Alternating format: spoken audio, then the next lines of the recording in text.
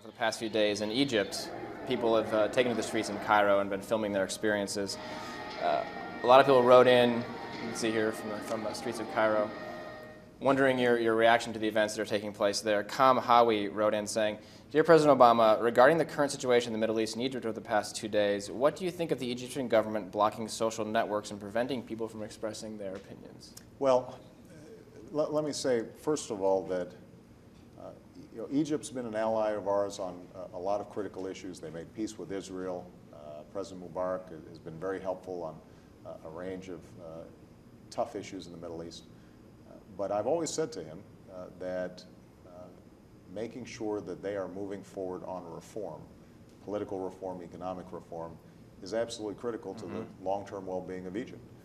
And you can see these pent-up frustrations that are being displayed on the streets. My main hope right now is that violence is not the answer in solving these problems in Egypt.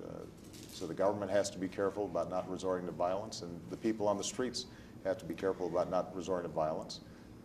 And I think that it is very important that people have mechanisms in order to express legitimate grievances.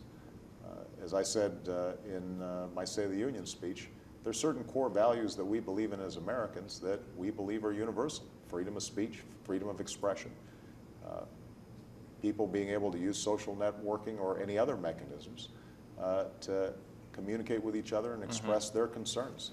And that, I think, is no less true in the Arab world than it is here in the United States. And YouTube really can make a difference, and not just YouTube, but other internet ways. In a country especially like Egypt, like what's going on there now, this is not just a fun issue. This is a really deadly, serious issue that people can use it that way. No, it's deadly serious. And we've seen this several times over the past few years where regular citizens with cell phone cameras in the streets of their countries are documenting civic unrest, many times in places where the traditional media can't get, where violence can't be captured by local media sources, and broadcasting it to the world with a free YouTube account. That's a tremendous power shift from the way things used to be, and the Egyptian government's reaction to that has been to try to stifle some of it. And the question that we brought today that someone asked in the YouTube interview was, what do you think about that? And I think the president was very clear that he thinks that's not the way the government should treat the internet,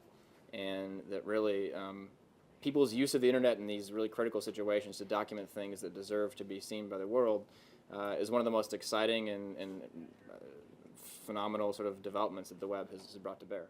YouTube.